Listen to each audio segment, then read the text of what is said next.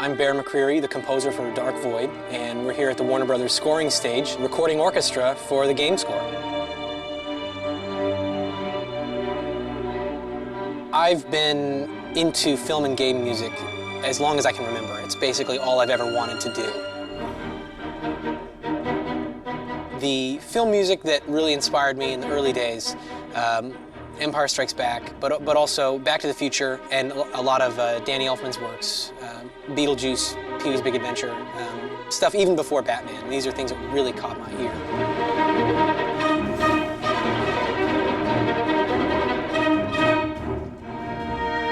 On the gaming side of things, actually, it was a Capcom title. It was Mega Man 2 that I heard this and I was like, this music is awesome. So I always wanted to do video game music. So when I got the call for Dark Void, I leapt at the opportunity to work for Capcom.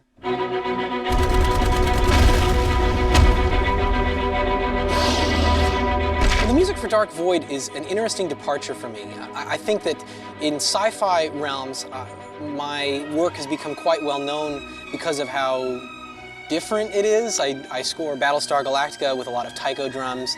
I score Terminator: The Sarah Connor Chronicles with a lot of metal percussion. And the interesting thing about Dark Void is that, for me, what makes it different is that it's a little more normal. There's a little more of an orchestral presence in this score than there's been in anything that I've done before. This game is so epic, the story is so big, that I felt it was important to pay tribute to some of the great sci-fi scores that have inspired me in the past. One of the things that we're doing for this project is we're recording the strings separate from the winds and brass.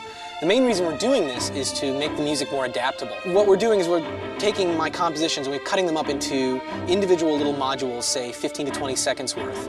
Those modules then, during gameplay, can be reordered and resequenced. My goal is that the player can play the entire game through and never hear the same exact piece of music twice.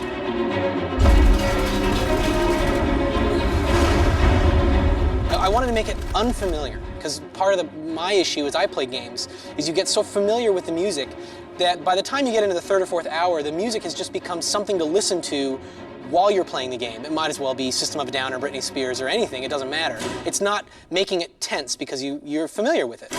So by resequencing things, making it so your brain doesn't automatically know what the next section is going to be, my idea is that will make the music more tense. It will make the gameplay experience a little more heightened as your mind can't get comfortable with the music.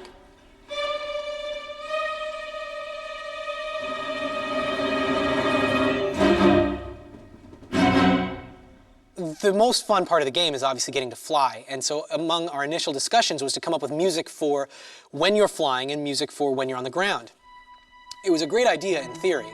The problem that we found is, as I started messing around with the gameplay and we started really talking about how to implement it, is that the most exciting part of this game is you can fly whenever you want. You can or you can stay on the ground. It's really up to the player. It's not like there's a ground level and then a flying level. So the problem was, if the music is changing, then you could take off for 5 seconds and the music could go da-da-da-da-da, and then you decide, no, I'm going to walk around for a little bit, and then it just stops.